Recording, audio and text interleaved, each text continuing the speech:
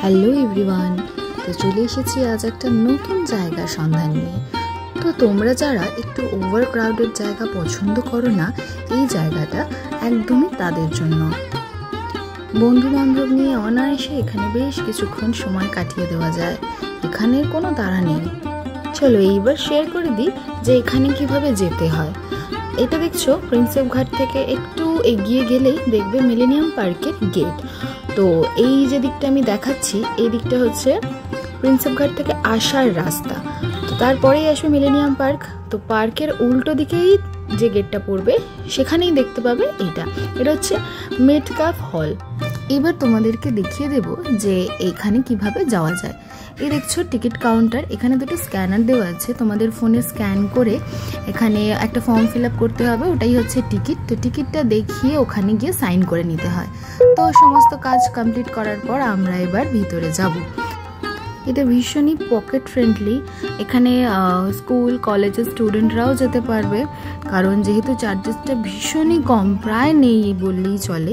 তো সমস্তটা আমি তোমাদেরকে বলে দিচ্ছি। তো এবার দেখো আমরা ভিতরে ঢুকছি। ঢোকার মুখেই দেখো এত সুন্দর একটা আলপনা দেওয়া আছে। এগুলো কিন্তু সমস্ত হাতের কাজ, মানে হাতেই করা, কোনো স্টিকার বা এই জাতীয় কিছু নয়। তো এখানে মেন ব্যাপারটাই হচ্ছে যে কলকাতার ছোট বড় সমস্ত সংস্কৃতি, মানে ঐতিহ্যগুলোকে এখানে ফ্রেমবন্দি করা আছে। আর সত্যি কথা বলতে গেলে কি, বর্তমানে তো আমরা এই ঐতিহ্যটা ধীরে ধীরে হারিয়েই ফেলছি। তাই আমাদেরকে এখানে গিয়ে কলকাতা অতীত সম্পর্কে জানতে হচ্ছে, কারণ বর্তমানে বহু জিনিস যেগুলো আমাদের প্রাচীন কলকাতার সঙ্গে মেলে না বললেই চলে। তো এই দেখতে দেখতে এরকম একটা সুন্দর জিনিস দেখছি। তো এটা আগে ঘুরতো, এখন স্টিকি থাকে, এইভাবে স্টিল হয়ে থাকে। তো এবার আমরা উপরে যাব। তো উপরে সিলিংটা দেখো, বিভিন্ন রকম ফটো, বিভিন্ন লেখক ও কবিদের ছবি, তাদের গল্পগুচ্ছ, উপন্যাস, এই সমস্ত দিয়ে পুরোটা কভার করা আছে। মানে ঐতিহ্য এটাকেই হয়তো বলে। এখানে ঢোকা থেকে শুরু করে বেরোনো পর্যন্ত মানে মনোমুগ্ধকর একটা জায়গা। আর এই যে দেখছো রিক্সাটা, এখানে বলাই আছে যে মানে কলকাতাকে ভালোবেসে তার সম্বন্ধে দু একটা নোট তোমরা এখানে লিখে দিয়ে যাবে। তো ওখানে দেখার পর আমরা আস্তে আস্তে উপর দিকে যাচ্ছি। দেখছো সিঁড়ি দিয়ে ওঠার পাশেই এত সুন্দর সুন্দর ছবি দেওয়া আছে যে ওখানেই, মানে ওটা একটা ফটো জোন। খুব ভালো লাগবে ওই জায়গাটা, এতটাই শান্ত মনে হবে ওখানে বেশ কিছুক্ষণ থাকি। আর কোনো তাড়াও নেই যে খুব ক্রাউডেড, ওভার ক্রাউডেড জায়গা যে তাড়াতাড়ি করে ভিড় বেরিয়ে যেতে হবে বা বেশিক্ষণ থাকা যাবে না, এরকম ব্যাপার নয়। মোট কথা হাতে টাইম নিয়ে একটু যেতে হবে, কারণ কি ওখানে 5টায় বন্ধ হয়ে যায়। তো তোমরা তার আগে যতক্ষণ থাকবে মনে করবে সেই অনুযায়ী যাবে।